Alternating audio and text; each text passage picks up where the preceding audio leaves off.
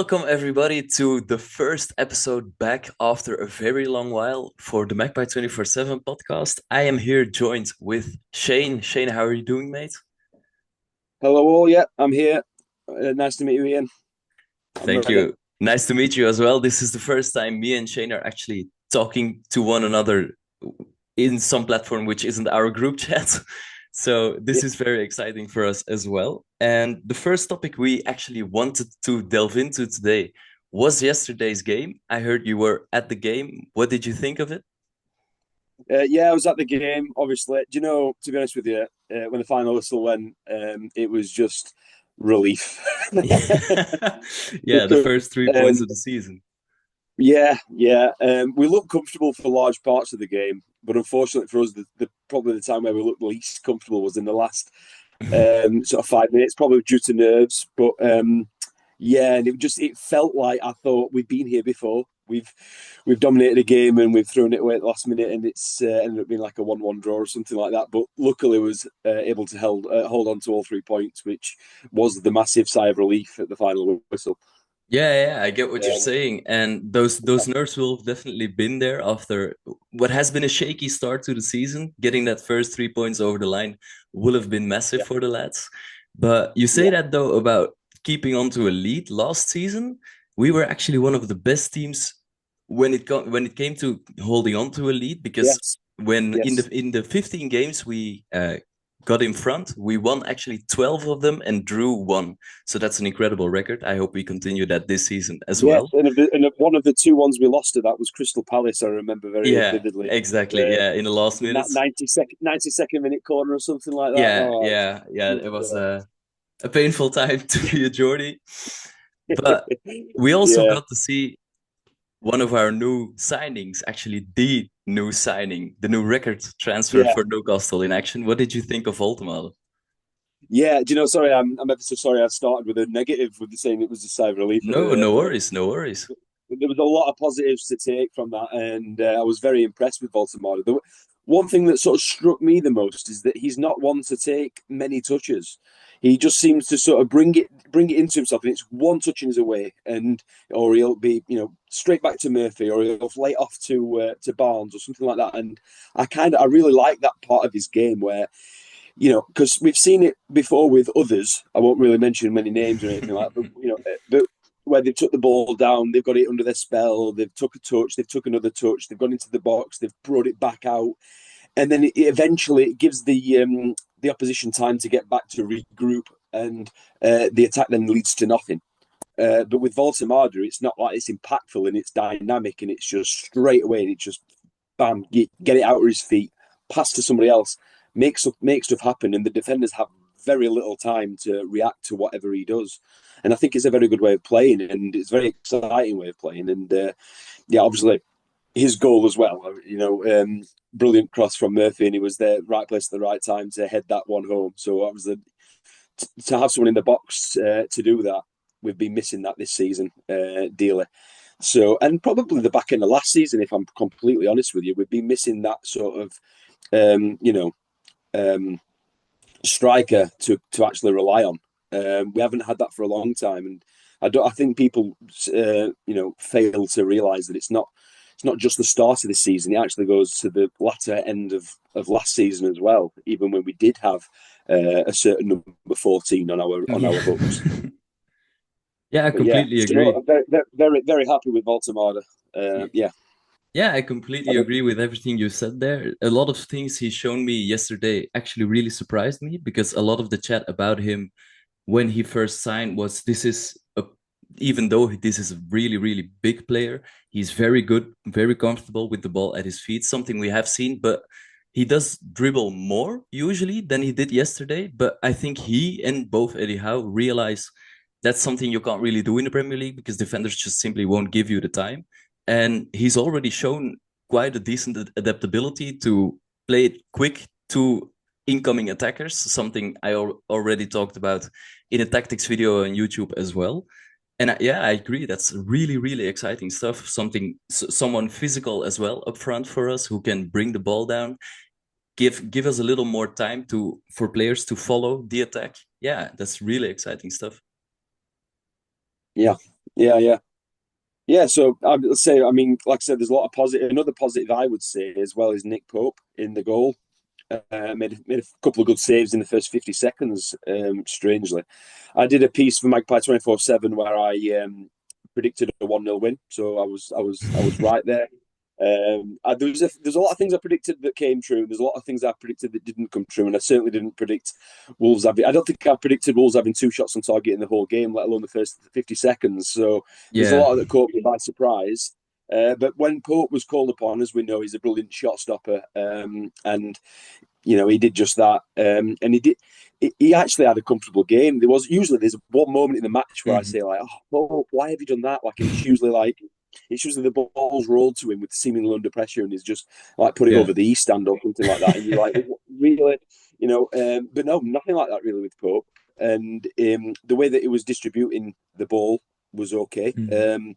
That obviously lends itself to having an assured defence, a balanced defence with left and right, left-footed centre back on the left side in Burn, right-footed centre back on the right in Shaw, and yeah, I think there was a couple of times when Burn and Shaw was trying to clear the ball, and they just wasn't doing it correctly. Like Shaw cleared a ball, and it was like it nearly went out for a corner, and he went across the entire Mhm. defence, and it was like when Yeah. has a defender ever been sort of told or trained to clear a ball in that area? I don't know. And then Trippier did the same thing as well, and I was like, we are only winning 1-0, lads. You know what I Yeah. mean? Maybe just get the ball away and nervy like that.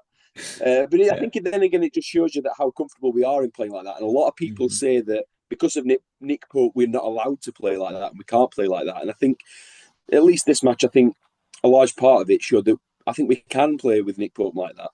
Yeah. So that was another positive for me in terms of the goalkeeper. I just want to try and go through the team if that's all right. Well, I mean, but first of all, I don't want to just keep rambling myself. I mean, I'd like to know. No, no, don't worry. Obviously, I'm you I'm you I'm listening very interested to what you have to say. you watched the game. I just wondered if you've got anything to add on Nick Pope. Yeah, I agree wholeheartedly with what you've been saying about him. I think a lot is being made recently or over the last few years about having a ball playing goalkeeper in between the sticks, but just having someone you can rely on, like Nick Pope, someone who is in command of his area, like he is such a valuable thing to have. And he feels now he has more competition with Aaron Ramsdale breathing down his neck, obviously, I Yeah, think, yeah, but he's dealing with it perfectly at the moment. And us as a team, we do play out from the back, but we more so combine in short spaces because we are aware of Pope's shortcomings and we just don't put him in positions where those shortcomings are where he's at risk of yeah. of losing the Yeah, ball. no, I fully agree with that. Yeah, I know that Eddie Howe is going to help him out. He's not going to hang Nick Pope out to dry like what we've Exactly. seen with Yeah. like what Vincent Company did with James Trafford at Burnley a couple of seasons ago, like what Ange Postecoglou did with a lot of young Spurs keepers coming in. And Yes, exactly. we've seen it where they just say, "Oh, we're going to play this football regardless of the opponent, regardless of how good their opponent are at pressing." I think Eddie Howe almost gets it pretty much perfect where they say, right, look, Liverpool are a good team at pressing, maybe not play out from the back in this one much. And then you're looking at like Wolves, and you're thinking, well, they don't really commit men forward for the press, so we can play out from the back a little bit more. And I think the balance of that, being able to sort of adapt to what's in front of you, is perfect. And I think we owe a lot of that to Eddie Howe as well, sort of almost looking after Pope in that regard. Um, I don't think we're going to be playing out on the back against Barcelona in the next game. I know we're going to touch on that. Yeah. Let's. I really hope we don't anyway. But yeah. But yeah, I mean, yeah. So, like I said, I think that wraps up Pope. Really, I think he's when he was called upon, made two Mhm. fantastic saves, like I say in the first opening 50 seconds, and claimed his crosses like we know he did. Just a little brief off put on this one. It was on Sky Sports News, and there was on about the best goalkeeper doing this, the best goalkeeper doing that, Yes.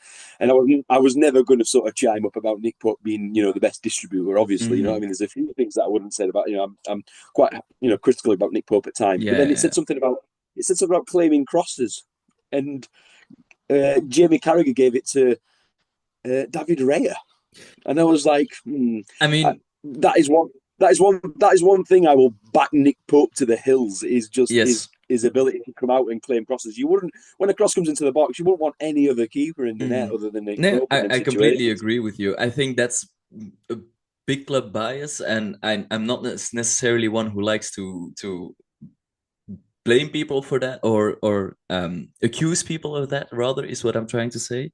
But it is true. Raya is very commanding of his area as well. That's something Arteta clearly wanted in a goalkeeper when looking for an upgrade from Ramsdale. But if we're talking every goalkeeper in the league, I definitely think Nick Pope has a claim to being the most commanding of his area because, as you said, Yeah, every single cross coming in, he's there. He's always there. And Sher and Byrne know it. A big, tall lad like Byrne often just walks away from a cross because he is confident Pope will claim it every single time. yeah. Yeah, oh no, I will go on to that one as well. Is that I'm not saying that Ray is a bad keeper. I No, think no, Ray I is a know, I brilliant know, I keeper, know. and overall, some would argue that he is better than Pope, and I would I'd probably concede that. Or when you look at Mm-hmm. a goalkeeper's overall game, especially the modern goalkeeper, you think, well, He's more it's suited to yeah, Arsenal's game yeah. probably than Pope I'm would not be. saying that Pope's a better keeper than Ray. I'm just saying when it Mm-hmm. comes to that specific, because they were talking about that specific cross claim, and I just thought straight away, it's almost like I can almost have access to like a highlight reel in my head of him Yeah, just catching cross after cross after yeah, cross exactly. like But you're all the right, and the time. stats reflected as well. He's absolutely amongst the elite when it comes to goalkeeper or crosses claimed by a goalkeeper. He's right up there. Yeah, I haven't looked at the stats, but I will do after this. No, You should, you should. He really is. So yeah, it reflects what we've been seeing on the pitch as well. And you said you wanted yeah, to go over the entire team. I'm right here with you. I yeah. would So like to do again, that as well. Tino on the ball yesterday was absolutely fantastic. I know it almost sets itself up for a backhanded compliment, doesn't it? There, now, on the ball, he was fantastic. Going forward, was absolutely fantastic, and a Yeah, large part of the defence was good from him. He did get caught out a couple of times though. I know, but I think Out, that's more out, so a product of him playing out of position than anything else. yeah, yeah. I agree. But then also so did Trippier. Hmm. So if we just do the fullbacks together, because I think that obviously Yeah. with Tino being out of position and you got the Hall in the background wanting to come Hmm. back from injury, I think it's a good Yeah. way to do it. So Tino Trippier didn't have. I don't think he had his best games today. I think obviously when we're switching the ball from left to right and right to left, obviously Trippier is fantastic Hmm. in his involvement with that. He's fantastic in his involvement in sort of game management, calming the game down, etc. And but yeah, there was times where I was. There was a couple of times when I was sat there on the Gallagher and I was thinking, why is Trippier done that? Like it was getting chased down by two Wolves players, and he did this like back heel that went about 7 yards right into the path of the Wolves player. Yeah. Wow, and it's heart in the mouth moment again, and all could have been avoided. You just getting up the bloody field, and you're thinking the one person that should know how to do that in that moment is Trippier. Hmm. However, then you may have a go and say, well, where was Jacob Murphy in that precise moment in time? And he might have a point there. But yeah, I just think you just touched on it there, Ian, with the um, Tino playing out of position. I was thinking maybe if Tino was on the right and Hall was on the left. I absolutely love Trippier to bits, but I also love Lewis Hall on the left and I love Tino on the right. And I think there's a lot of fans that would probably back me up on that one. And I know there's a lot of love out there for Kieran Trippier as well, and rightfully so. Um, but I don't know. It's a tricky one, isn't it? What do you do? I think we have to reintroduce Hall back into that squad as a full time. I know he got injured after was it 20 games last season in the Premier League? Or was it Yeah, it was no? something like that. It was It's, he missed quite a chunk of the game of the season. no, it wasn't. Was it 28 games he played? I don't remember now. I know he Wait, played. I know he played I'll a have a lot, look. I'll have a look.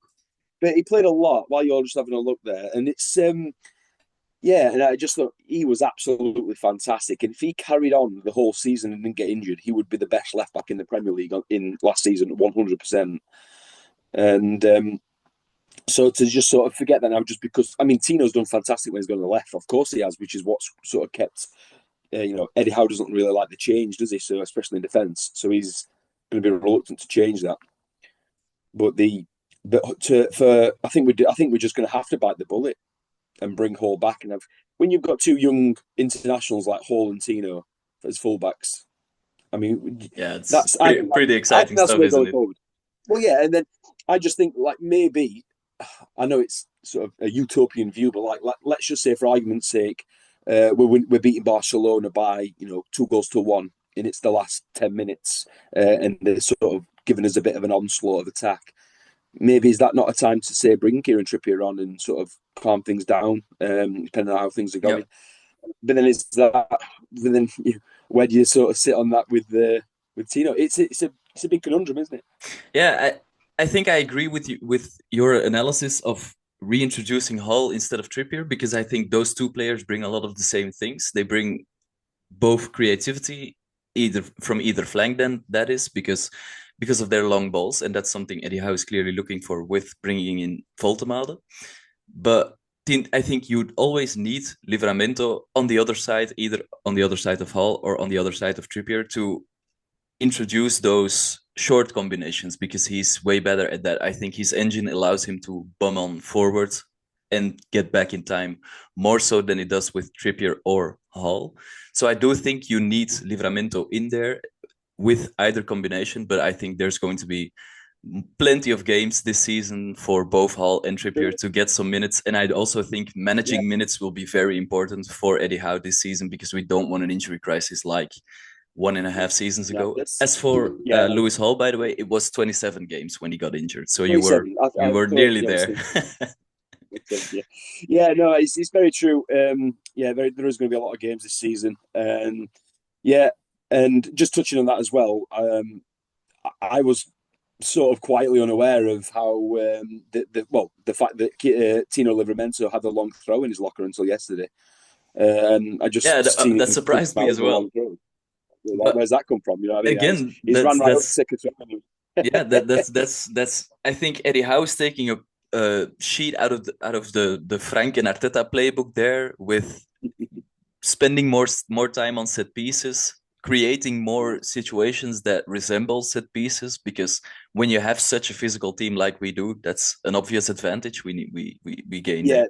Yeah, they've clearly worked on it because we was having a lot of sort of throw-ins deep on sort of our left-hand side, which Tino went up to take, which you'd be forgiven in thinking, well, he's already there anyways. He's technically the left back for today. But then Trippier would come right over from the right, and he'd be like sort of standing in the position, like you just said, like almost like it's a free kick. Just sort of behind that. So if the ball does come out Mm-hmm. after the long throw, Trippier's there to map it back up again, which happened a lot. And yeah, I think yeah, we've definitely worked on that.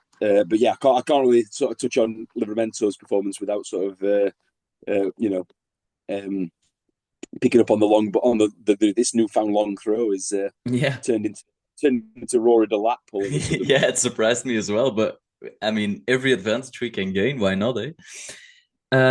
If we were to move on then towards the midfield, I would really like to give a special mention to Tonali yet again because I mean he's getting right up there as my favorite current Newcastle United player. What a player, man! What I like about Yeah, him most is when we are in a defensive shape and we are absorbing pressure, it's his arms. He's consistently dragging Bruno and Joelinton towards him, and it's often him who decides who gets to press whom at what time. It's always him yeah, dictating that part of the play, and he keeps them so tight, which means Jacob Murphy and Harvey Barnes could kind of double up with the fullbacks on those wingers. Yeah, it's he's such a brilliant player, and he's everywhere. it's Always looking to combine when we're creating. He's everywhere. He is. He is. There was so many times yesterday when I'm sort of especially in that them moments where you're winning 1-0 and you just know that any sort of moment of play can curtail your first victory of the season. And you're getting quite nervy in those moments. And there's so many times where Tenali's just come barging in out of seemingly nowhere and just putting fires out all over the pitch, just like nipping everything in the bud. And you're thinking, oh my gosh, if Wolves did this, and this in this moment, then they could potentially get one. And then before anything's even materialised, Tonali's there, putting Yeah, a foot in, making the challenge. exactly. And yeah, I don't think I saw him lose the ball once yesterday. I mean, I might be wrong, but I can't remember seeing Tonali playing a pass that didn't go to a Newcastle player. No, exactly, exactly, and it's And every in the time. position that you're in as well, with the way that Wolves Yeah. play, where they have the sort of the three, they sort of compact it, because they don't like we play fullbacks and Hmm. wingers, like so four players out wide. Wolves only do that with two. Yeah, So essentially they've got eight men in the middle, and to not even put a pass wrong when you've yeah, got and all it's the men hard. around you is It's hard men outstanding, as really, well. isn't it? It's they're really physical. They're really physical side as well, Wolves. So for him to just And come out on top every single time, it's incredible. yeah, and my token Mackendig, he didn't do Jordan Henderson either, where he was just doing 6 yard passes backwards and sideways. He was actually Mm. making things happen as well, and he was involving the wingers. He was involving the wide play, um, and yeah, I was very very happy with Tonali. But did say about the central midfield, and there's a couple of things. And Bruno, he was winning a lot of free kicks, As he always does. um, as he always does. Which frustrated me on the referee, by the way, because he was giving them all the time. All the time. He was going, no, that's fine. I like that. You know what I mean? He was giving all the Yeah, free kicks, similar to them as well. Yeah, but similar to them. But then in the last bloody 2 minutes of the game, when it really was a free kick, because he got kicked on the leg, it was almost like Boy Who Cried Wolf a little bit. yeah, And it was like Chris Kavanagh just went, "Oh, no, wave it on," and it was like, "Hold on a minute, that was a blatant free kick."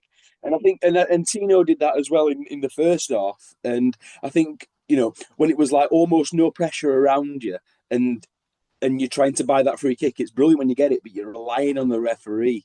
And hmm, I think to rely, it's a bit of a dangerous game to play. But yeah, I don't, I think Bruno played okay. I don't think he played exceptional. no, I I think agree. him and Trippier lost the ball a lot yesterday. Hmm. And when you sort of, because I don't think we played with as much rhythm as what we could have, but then again, we never really do after an international break. It's just something about us. I mean, Yeah, the international breaks last season, we had three international breaks last season. We came back off the first international break, and ironically, we beat Wolves by 1 goal at Molineux, and it was a yeah, shaky performance then. But then yeah. the That was other a Harvey two, Barnes stunner, right? Harvey Barnes and Fabian Shaw, yeah. Although Yes. Shaw's got deflected, but the other two was Brighton at home, which we lost 1-0, having dominated the game, but just seemingly Hmm. no, out of ideas. And then West Ham, where we lost 2-0, and Yeah, West Ham was absolutely poor at the time. Was it Lopetegui, their manager, at the I time? think so And because Wan-Bissaka was playing wing back. oh, it was just like there should have been a 4-0 victory to us. We were on Every fire time, yeah, going yeah. 2-0.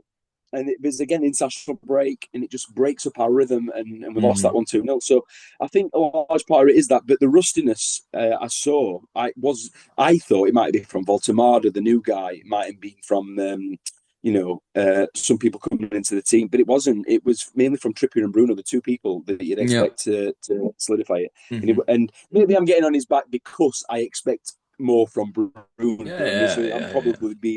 I'm probably being a little bit overly critical just because I know how absolutely fantastic he usually is. But yeah, and I think it's not just losing the ball; it was losing the ball in bad areas, in bad moments of the game. Mhm. Maybe that's because I'm a nervous watcher as well. No, but I agree. It's something we're not used to seeing from Bruno, but there might be something in it where he is a very influential player in dictating the tempo of our games. But when he's had to travel overseas to play with the Brazil squad because he's called up to the national team every time when it's an international break, Yeah, maybe that does yeah, influ and rightly has, so. has have an effect on him, and we actually maybe should be looking in the summer for someone who can cover, give him a little longer to settle down when he's back from international break. Could be something to look into. Yeah, yeah. I mean, to be honest, yeah, maybe I don't know. Like as far as covers concerned in the central midfield areas, with Bruno now, obviously with Tonali sitting into that number 6 role and Bruno pushing up the pitch more, I sort of get that feeling that Bruno and Joe Linton do have cover in the sense of Miley, Willock, Mhm. Ramsey, etc., etc. I think it's the number 6 position that we need cover for. But then I get where you're coming. Well, it's not just it's the cover of who's going to take the bull by the Mhm. horns in the sense of like a midfield performance like Bruno does. But I think personally you want to get a number 6 that's sort of, I know it's easier to say, for something like what Bruno does, because then you can have cover for Tonali, but also Yeah. cover for Bruno as well. So just basically a young defensive midfielder is what I think we need Hmm. next. That is the next port of call, because you wouldn't class Miley as a defensive midfielder. You wouldn't class Willock or Ramsey as Hmm. defensive midfielders. Exactly. And it just goes to show that when it happens to our defensive midfield, whole shape changes, and we have three centre backs. Botman comes into the team, which can work for us, which we've seen against Arsenal. But it can also go against us as well, which we saw against Leeds. And at Leeds away, I don't think it was entirely necessary to play three centre backs against Leeds. It was overly cautious, and that's why we got the 0-0, which is exactly what we deserved. But I agree with you there. Is that we need to? We definitely in the next window, maybe January. I don't know. The good thing about a January signing is it's a brilliant signing for the next year, isn't it? That's Because exactly right. it is Yeah. because we've seen it time and time again. The January signing, by the time he's had any impact, the season's done. The cups have been concluded one way or the other, and there's not really many league games left.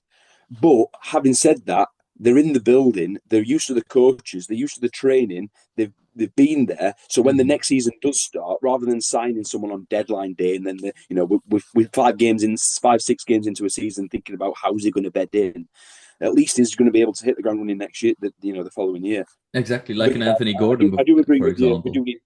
We definitely need cover for Bruno and sort of Tonali in that Hmm. defensive and part of the central midfield unit. I think.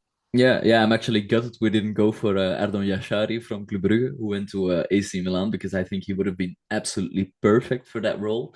But anyways, Is that's. he playing for? Is he playing for Milan though? Is he a starter? I mean, he got injured in his first game, and he will be out for like Yeah, 2 months. So that's really unlucky. But he's actually he's really good. I think he will start.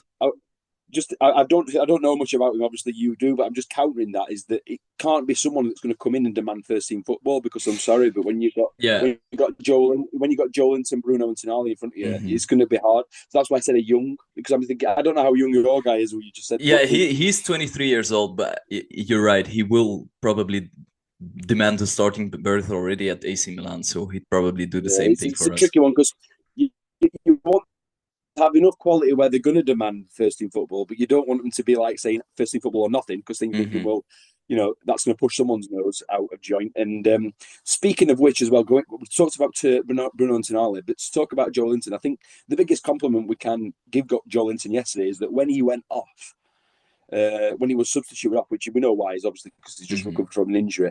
The game changed, and it seemed to be Wolves that was the dominant team. After, I don't know if that's fair to say, when No, I Joelinton agree. went off, Yeah. I think it was definitely a visible and notable shift in how the match was going in more or less every aspect. No, no, I agree, Um, because Joe Linton is one of these guys. You don't really, if you're watching the game on telly and you're obviously paying attention to the ball, you don't really notice Joe Linton a lot of the time, because he doesn't really demand the ball or wants to be creative with the ball at his feet. But what he does do so brilliantly is he's constantly lurking over the shoulder, both of defenders to make runs and of attackers from Wolves who want to get themselves free for to receive the ball. He's always breathing down their neck, and I think he's an absolute nightmare to play against. And the Wolves players will have probably just been relieved to see him go off the pitch. yes, I do. I do think that. Yeah. I think when it comes to this, especially when it comes to the latter part of the games, trailing by a goal and they see the number 7 board, they probably want that to be Joe Linton's number rather than the minutes added on because Yeah, exactly. because they just because they just like you say, must be a nightmare to play against. But he's a brilliant player to have in your team in those, especially in those moments when you are protecting a lead. Um, but yeah, I mean, when you're going for a win, it might be that and they're already on the back foot in many ways. Then it might be you could probably change Joelinton for say a Ramsey or a Willock, and it could potentially slip under the radar. But yeah, I mean, it's it's something that we need to sort of work on. Really, I think I don't know if it's something that when Joelinton, if Joelinton was to leave the pitch, maybe Bruno and Tonali change their roles slightly to accommodate for that. Hmm. I don't know if that could be a thing that we could work on and do, because it's nothing. We'll never get it with a personnel change. Oh, you're going to bring Joelinton off. Who are you going to bring on for him? Oh, let's just bring on the world's strongest man. You know what I mean? You're not going to do it, are you? So, No, you're so right. it's it's gonna. So you're gonna have to sort of accommodate it in other Hmm. ways, and I like well, it just goes to show that when Joelinton goes when he can't play a game like he did against Leeds, we actually change the whole thing up Yeah. and bring Botman on for him. Botman's the closest answer that we've got to a Joelinton Yeah, it was the same in the story essence last of season. an absolute sort of Mhm. formation and change here. Yeah, yeah. So yeah, I think I think that pretty much wraps up the central midfielders. I don't think we touched on the central defenders much though with Burn and Shaw. Yeah. So, did you want to open the centre backs?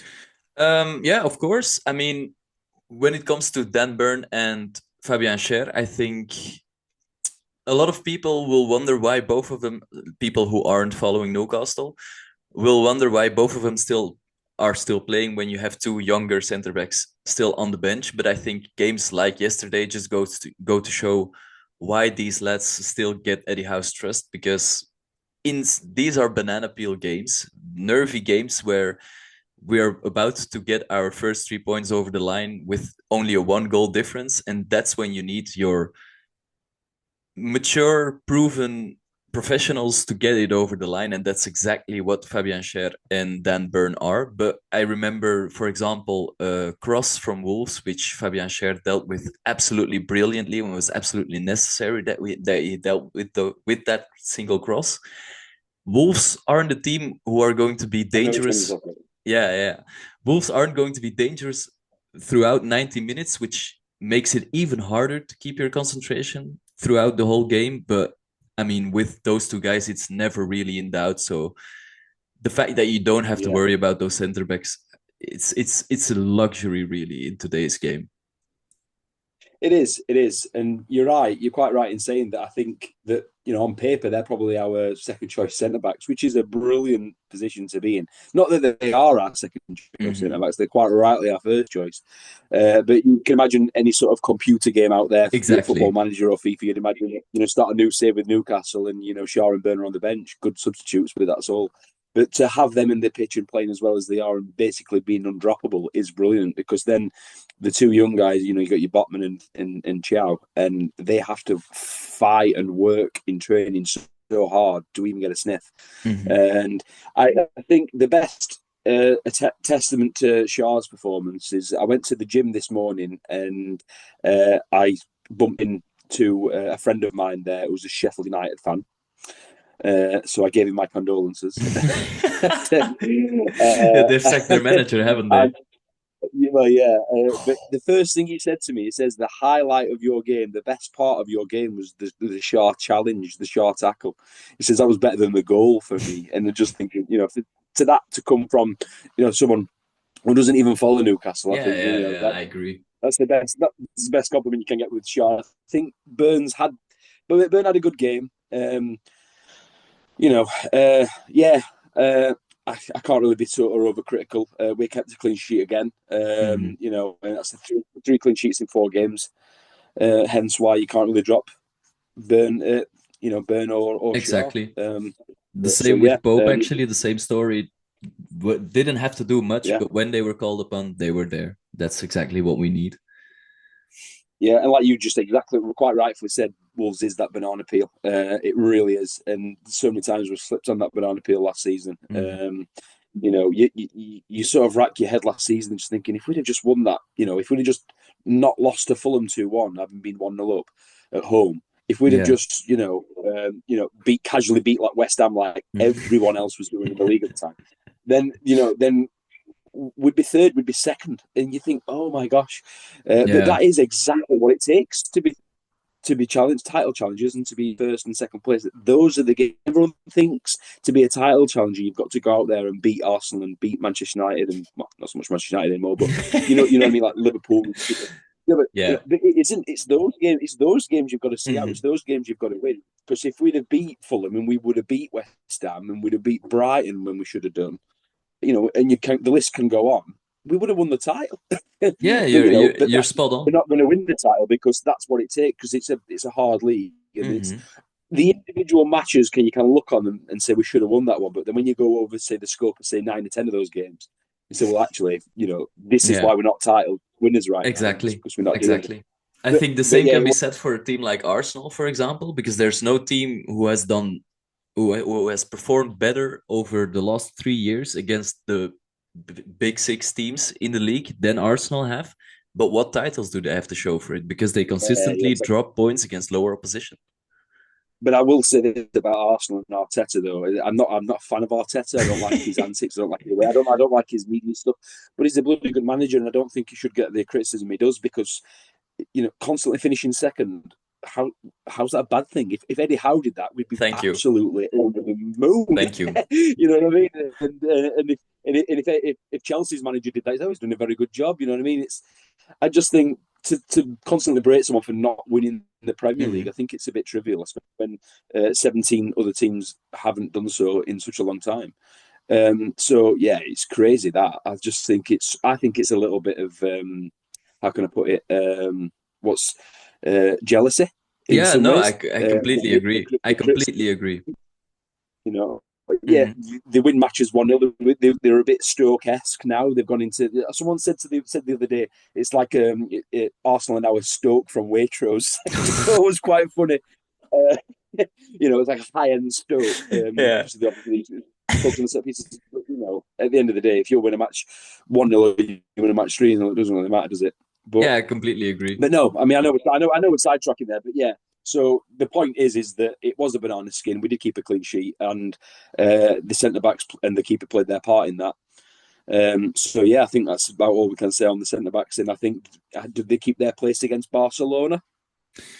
For Probably. me, I think they do. I think, especially in games like that, we're going to need experience in our backline. Maybe, maybe. I, the thing is, I don't know how fast Chow is because if he is exceptionally more fast than, for example, or exceptionally faster than Cher and Burn, maybe there is an argument to be made that he does need to start that game because there's a lot of pace in this Barcelona front three. But apart Yeah, from I that, I, I, sort of, I did giggle when you said that a little bit because you know I'm watching that match and sometimes I think I'm faster than Shaw and Burn. but, you might be onto no, something there. I do. I love them to bits. Obviously, I do. But they're not the fastest, and you're exactly right. And sometimes I think actually Burn got shown up. I don't know if you remember a match Luton where we went drawing it 4-4 against Luton a Yeah, couple of seasons yeah, back, I remember. and One of the last games when their Burn played left back. their winger. I forgot their winger's name. Yeah, I forgot their Was it winger's name. It began with a long name. Ogbene? Began with an A. Chidozie Ogbene? I'm not sure. I'm really not sure. I don't want to do him the disservice of I think I think mispronouncing his name. I think it was But he the played Irish very lads well, and from them back then, but I'm not sure as well. he just he absolutely run Burn ragged, and we was like screaming for Burn to be subbed at Mhm. half time, and he wasn't, and then he did it again in the second half, and I it was like we remember. kind of Yeah. said it. Like everybody in the stadium like knew it was going to happen, but yeah, no, at the end of the day, when you're centre backs though, you don't you can be a very very good centre back and not be that fast. Hmm. Look at players like John Terry, Rio Ferdinand. They weren't known for their blistering pace. I think Yap Stam, Nemanja Vidic. These wouldn't have beaten anybody in a Hmm. race when you're talking like the strikers like what Barcelona have, like Rafinha and Lamal and Torres. But it's about shape and it's about knowledge. And if you're just going to go in a foot race with one of those, I think even our fastest player could potentially come off worse. So I think that going into a foot race with one of those is probably best to avoid at all Hmm. costs. Yeah, I agree. Before So we and then touch that's where on it lends. That's where it lends. before we Sorry, touch a yeah, we little are we bit. are going to Barcelona. Sorry, Yeah, exactly. yeah, So before we yeah. touch a Sorry, we'll bit, go. We'll go home. So we've done the fullbacks, we've done the goalkeeper, we've done the centre backs, we've done the central midfielders. It's for the attacking three. So let's start with the wide players. I'll let you go first. I've talked too much. don't worry, don't worry. If we're starting with the white players right now, I would like to talk about Jacob Murphy because I mean how almost symbolic is it for him to get the first assist on the Voltemade goal? I mean, he was the player last season who assisted that striker who shall not be named the most out of any of the other players in our squad, and it was a Yeah, brilliant cross yet again to find Voltemade's head. But I think when having a new shiny toy like Anthony Alanga, it's often easy to forget what players who have been there before have done for the team. And when Jacob Murphy then gets the opportunity to come back into the side, you just straight away see what we've been missing on that side for a couple of games before. Not that Anthony Alanga doesn't bring other things that Jacob Murphy doesn't have to his skill set, but it's a more well-known skill set to the rest of the players. And I think that's something that showed yesterday quite a lot. yeah, I agree. I can agree with that one. Um, Yeah, I think I was very impressed with Murphy's assist for Voltemado's goal. It was very, especially we've been on the same side. I know it was a different. I know it was towards the Leazes, not the Mhm. Gallagher, but it was very similar to Gordon's cross to Isak against Yeah, Arsenal yeah, it when made me think of that one when we as did the well. 1-0. It, I, to be honest, Gordon's cross probably gets the nod over Murphy's in that one because that I was just mean, one of the best crosses I've yeah, ever yeah, yeah. seen. But yeah, no, you're right, and he did assist a lot last season, and he's been it was instrumental last season, and I think it just sort of as well. I think it's important to give Alanga the sort of pull him back in a bit and say, well, hold Mhm. on a minute, you need to be putting chances away. He had a golden chance against Villa and Leeds, and well, he had a golden chance against Villa, half chance against Leeds. But it's nice reminder to him to say, look, the competition's fierce. You're not just coming to be number one, playing every single minute of every single game. You got to fight for your place. And I didn't expect anything else, really, from if I'm honest, from Murphy to remind him of that. Um, so hats off to Murphy for because I can imagine he's a consummate professional in training. I can imagine that he's always banging on the manager's door saying, "I want to play, I want to play," and rightfully so. So yeah, absolutely, because that's exactly what we want. We don't want to be left in another situation where we've only got one right winger, because we kind of had that with when because Miggy went off the boil, didn't he? In his sort of in his Yeah. last full season, went off the Mhm. boil, and then he wasn't offering the I don't know if it was because of injury or form or both of those things and confidence, but he wasn't offering the amount of competition for Murphy at the time. And now what we want to avoid is we don't want to flick that switch and say, oh, now we've got a Langer and Murphy's not offering the competition. So I'm glad that he is, and I'm glad that that's happening. No, I completely agree. And what did you make of Harvey Barnes's performance? Because he is one player I have Oh, more doubts about. I, Yeah, I absolutely love Harvey Barnes, and I think that he was getting so unfair criticism last season. I thought he's got was it 11 goals, double digits for a substitute left winger. What, like, how's that? I mean, absolutely. And the goals he does score, cutting Mhm. in from the left onto his right foot and slotting him into the corner, brilliant. But against Villa, he did that. He cut in he came on the left, cut into his right, and it was like perfect Harvey Barnes moment, and he put it over the stand. It was like, wow, really? And Mhm. then today, like I said, I do love Harvey Barnes, but it was very frustrating to watch in the first half against Wolves. I felt, um, and like there was balls went to him, and I'm thinking, if I know it's easy for me to say this, but if he controlled it, he would have had the entire pitch in front of Yeah. him, and he just couldn't quite get it under his spell. He just wasn't going for him. Maybe perhaps he was being a bit overcritical. I do watch the match from because I'm a season ticket holder. So there's a guy who sits next to me who's also a season ticket holder, Mhm. and I'm often sort of my opinion of the game when I'm watching it is often sort of not tainted, but sort of swayed, shall we say, Yeah. by the guy who sits to my right, Mhm. and he was having a right go at Barnes. He was, and I kind of get where he was coming from because Yeah. although he did have glimpses. But I mean, what did you think of Barnes? Like, because you watched it from a different perspective to me. Yeah, I think when it comes to Harvey Barnes, w- there is stuff for him to be criticized about, and then I'm not necessarily calling for him to be dropped or to be taken out of the team entirely forever, because I do recognize that having someone like him as competition for a first teamer is very valuable. But for him to be week in, week out, a starter for a team of the level we want to be at, I think he's a little bit too one-dimensional.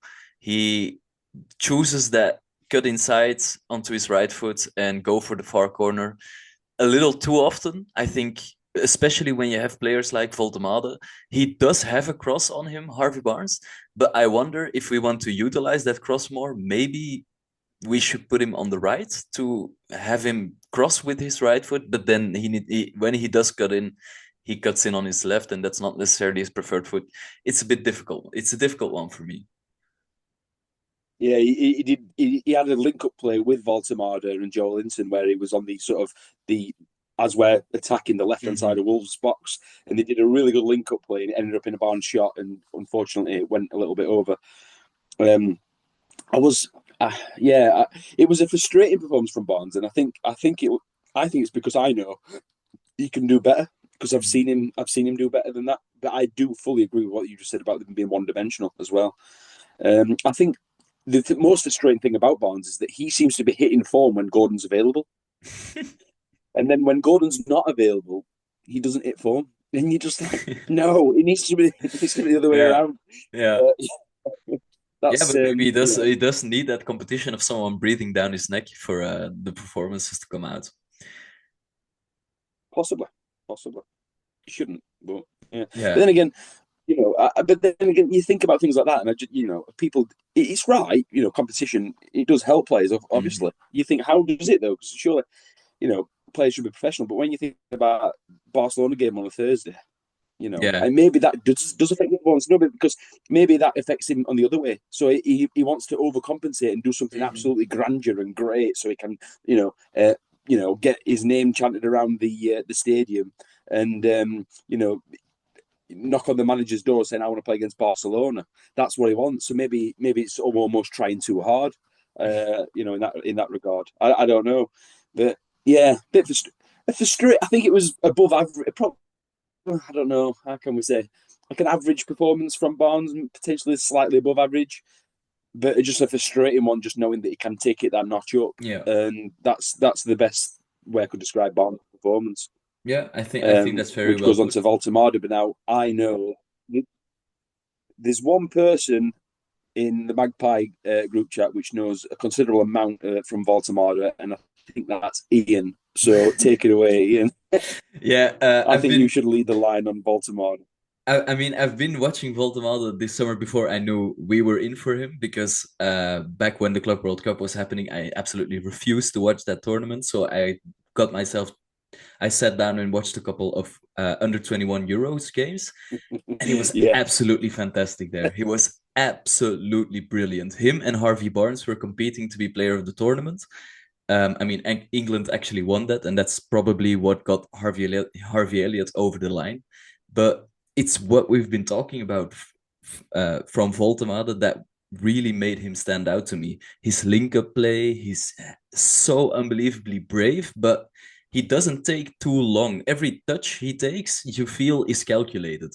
Every every pass he makes, he's always looking to link up with his teammates, which is something refreshing because we are used to seeing a striker whose primary instinct is scoring goals. And I'm not necessarily saying that's a bad thing, but I think we've brought that in with someone like Wisa. It helps us a lot to have different ways of playing, different ways of shaping our attack with a player like Nick Voltemade. And one thing I also am really, really excited about is he doesn't necessarily take a lot of shots, but that's again due to his first instinct being bringing other people into play. He takes long balls down really, really well. He doesn't win a lot of his headers, which I mean, he wins enough, but it is something for him to work on, especially when you're a lad who's that big. But it is something really exciting for us to just skip the midfield when building up, give a long ball, bring it down there, and just have the attack deal with it. Create chaos in the box. I'm really, really excited for him. And I also just think when it comes to him as a person, he seems like a guy who's got his head screwed on, who is making the right decisions in his career because he had the opportunity to join Bayern as well. And reportedly, Nagelsmann told Voltemade if you want to be Germany's number 9 in the next World Cup, you need to be playing football. And he knew, okay, then I need to go for an opportunity where I know I will get that chance. And he took a big risk coming to England because not all Bundesliga forwards work out in this league. But I mean, I'm really, really excited about him. What do you think about Yeah, him, Shane? yeah, yeah. We've seen. Yeah, no, I think we've seen what you've just said materialize on the pitch in the time that we had him on that pitch yesterday. Was it 60 minutes he played or Yeah, something like that? exactly. Yeah, I 60 can't minutes. remember, but yeah, yeah. So I saw just that. He didn't take 1,000 touches. He didn't try and take on 5 people. He just got it down, and with one quick pass out of his feet, he's taken like 3 defenders out off guard. Which what which like sort of overcompensated for Mm-hmm. having to dribble it past 3 defenders and then letting 5 defenders get back. It's like it's sort of counterproductive when you take too long on the ball. And I can put it. I'm very happy to see him play that way, Mm-hmm. where it's just gets it out of his feet, doesn't take too long, doesn't take loads of touches. One touch, it's out. It's to somebody else, or it's one touch and gets his shot away, or something like that. And very exciting times to come from what I've seen of him, 100%. And I think he's the personality of what you just touched on there. I think he is. He does seem like he has the Eddie Howe type sort of personality, the sort of personality Mm-hmm. that Eddie Howe looks for in a player. And I think he would fit in the group very well. Yeah, yeah, I agree. I also think if we're comparing him, which is something that inevitably will happen, being compared to Alexander Isak, Isak was a very unique player in the sense of when we were drawing a game and we weren't creating a lot, or even when we came behind, he often turned around the game by I, almost completely on his own. He's the type of player that can turn losing game states into drawing game states or drawing game states into winning game states without very much else happening on the pitch. And I think with Voltemade, with him being this tall lad who brings others into play, you also don't need to have very much going on to create a Yeah, very big goal scoring opportunity. Brentford was really good at this as well, for example, when they would play it long to Ivan Toney, who would bring it down for Mbuemo and Wissa to run onto. So that's actually something that Wissa is already used to or should already be used to. So that's yeah, again just yeah, really, really exciting stuff. yeah. I think that nice lenses onto the people that weren't involved in the match yesterday. Unless you want to talk about any No, no, no. I would love to go into Johan Wissa. I imagine shoots it's before going away to the you know uh, Democratic Republic of Congo and picking up an injury right when he just signed for Newcastle as well. I just think Mhm. it's just such a bad bit of luck for him and for us.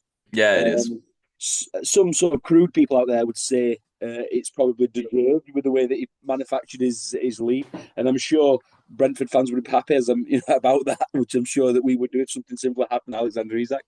But yeah, it's. Did you see the injury? Did you see the play, Ian? No, no, I haven't seen it. No. He was running into the box. He seemed to just run into absolute. He seemed to run into absolute acres of green grass in front of him. Hmm. He ran into the box, and it was no one around him. You just think he's going to get his shot off, and it just came down. No one Ooh, around him, so he didn't look good at all. I no, that's Don't know not what's great. happened. He's just tried to I don't know if he's just tried to power his way through Hmm. on the final bit of a run. Hmm. Yeah, I know. And when you see that happen, you just think you always think of the worst when no one's around him. So yeah, but this is just it with the international breaks. In halfway through a season, just going to the other end of the globe to play some what is seems like a meaningless match. I mean, it does. I mean, it's for England.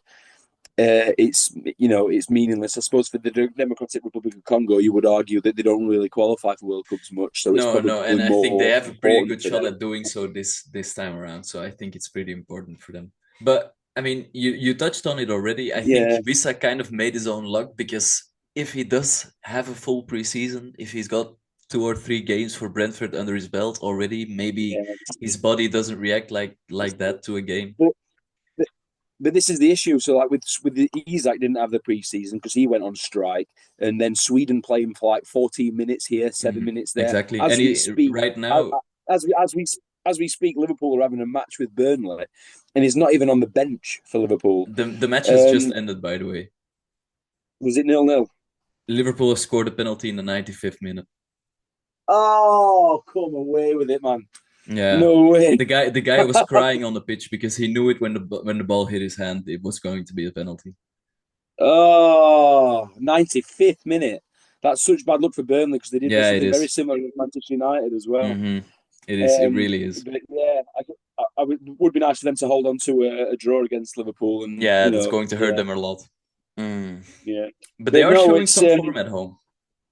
yeah. But just going back to the Wissa one though, is that the contrast between Isak and Wissa is that, like I say, Wissa's been Isak's been rested by Liverpool, rested by Hmm Sweden. With Congo, he just got thrown in straight away, playing 90 minutes a game all the time. hmm And, it's like, well, hold on a minute. You can't go from 0 mile an hour to 100 mile an hour in 10 seconds. And that's what they was hmm expecting him to do. And that's why he incurred the injury. But, it's one of those things, I suppose. We just have to move on from it, don't we, really? No, I agree. I'm just Yeah. so all the more important for Voltemada to get his goal on his debut to give him that confidence that he needs as well, because he's going to be our hmm only really hope. Yeah. When Asula come on, when Asula did come on, and other than sort of having his energetic self about him, which we do love, chasing down the goalkeeper, chasing down Yeah. the defender in possession of the ball. Um, I suppose there was once where he was trying to get his shot away in the last bit, and then someone came in, and I forgot who it was because I'm watching the game live on my seat, and I can't. There's no replays where I am, but someone came in, and he was just about to get his shot away, and someone sort of stole it. I forgot who it was. Um. Um, yeah, but I mean, it was a bit Yeah. unfortunate for them, so got into each other's way. But yeah, I hmm mean, you kind of get it with the Sula. It's just I don't know. There's something missing about his game, isn't there? Yeah. And He lacks a certain striker sharpness, I think. and at this sort of stage and timeline, I know every player is different, and Eddie Howe will tell you that every player Hmm develops differently and comes on differently. But at this stage in Hall's development, he was first team left back. At this stage in Tino's development, he was first team right back. Yeah. So you're wanting to expect the same from hmm Asula, and it's just not happening for him. It's not happening at the same rate, at least, that it happened for hmm Hall and Tino. And maybe it's a hard position to be in because when you're Hall and you're Tino, you need to track your man back. You need to get an interception in and a block in, and then you need to do. It's yeah. But when you're a Sula, you need to get a goal, isn't it? Yeah. Yeah, you're right. Yeah. I mean, it is very difficult for him to step into the team, but I do agree. Maybe he's a little young. I think he could benefit from a loan spell to lower Premier League, maybe even upper tier Championship, because then there he will score bucket loads of goals. I'm No, sure about that. yeah, normally I'm against that because like we was talking about loan spells for Tino and Hall at one bit, and even Lewis Miley, and I think no, Mhm. because I like them to stay here because then they might be getting less minutes, but they're getting minutes in an Eddie Howe system with an Yeah. Eddie Howe team with the players that they're going to be playing around, hmm so they could go and get loads of experience playing for say Blackburn in the Championship, but hmm that's playing Blackburn tactics against teams like Middlesbrough and Swansea. Yeah. With players around them. I don't even know who Blackburn have. I should know more about Blackburn because I went to the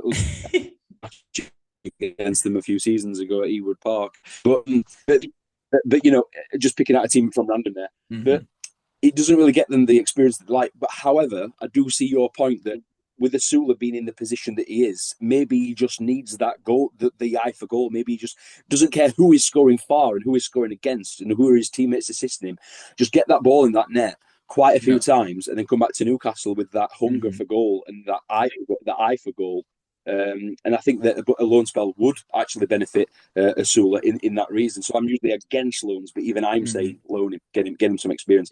But Yeah. I mean, having said that, we've just said Wissa's injured, so can we loan him out? Yeah, that's a fair point as well. Probably not actually, but I do agree with probably for us, it's better that to hold on to the young talents which we are looking to integrate in the near future into our squad because they are getting the minutes and they are getting the reps under Eddie Howe, which is a very big net positive for us. But with a striker like Osula, I think the way he presses, he's always going to be that energetic. So I don't necessarily see it as a bad thing. He's also spent already quite a long time learning under Eddie Howe. So maybe a loan spell in an ideal world for him could be the best option, but maybe for us that's a different story.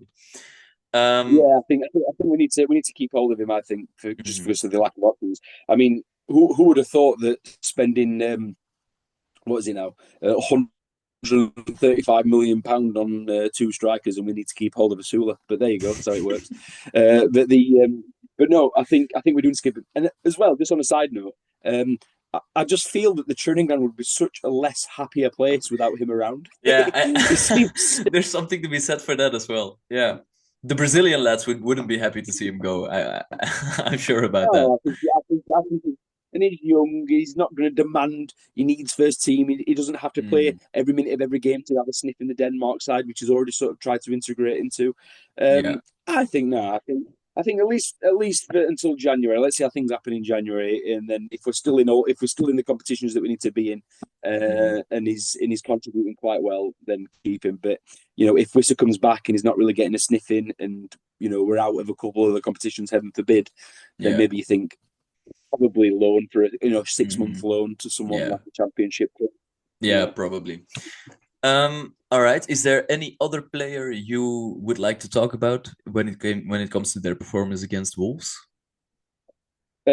Just touched on Willock really because he's getting a lot of stick lately, Hmm. Willock, and I just want to be contrary to that really. So he's not looking like himself. Well, he's not because he's not getting the minutes. You know what I mean? You can't judge a player on 45 minutes against Celtic in a friendly, and then 12 and a half minutes against Hmm. Wolves. I just don't know how you can do it. I think it's very unfair to do that, especially in a position like central midfield when you're playing understudy to Joelinton, Bruno, and Tonali, which is essentially Hmm. three, like one of the best midfield trios that we've ever seen at Newcastle, and one of the best midfield trios In in the the Premier league. League currently. Yeah, exactly. And then you're wanting Bullock to just come in on 12 minutes and just set the world alight. I don't think it's ever going to happen. Um, Willock showed his best football, unfortunately, under Steve Bruce when we got him off on loan from Arsenal, and but that's because he had a good run in the side and he went away with it and he's done well. But to sort of take him out of that, ask him to turn up for training, be very professional, fight for his team, fight for his place in the team, accept the minutes that he's starved on. That are very very small in number to then come in and then in those the small amount of time that he's got and do something that's worthwhile, especially when he's coming on in the circumstances that he's coming on in. No, Eddie Howe's not going on to Willock and then saying, "I want you to come in and I want you to be explosive. I want you to be expansive. I want you to go up there." We're winning 1-0 against Wolves and we're Mm, trying to hold on to our first win of the season. And you're replacing Joelinton, who was a formidable force in that midfield. You're saying to Willock, come on, we need to potentially, if you're going to run the ball, you're running it out of danger and you're going somewhere else with it. That you got to understand the thing is going for. So for me, I think that the criticism that is coming into is, I think, is a little bit tad unfair.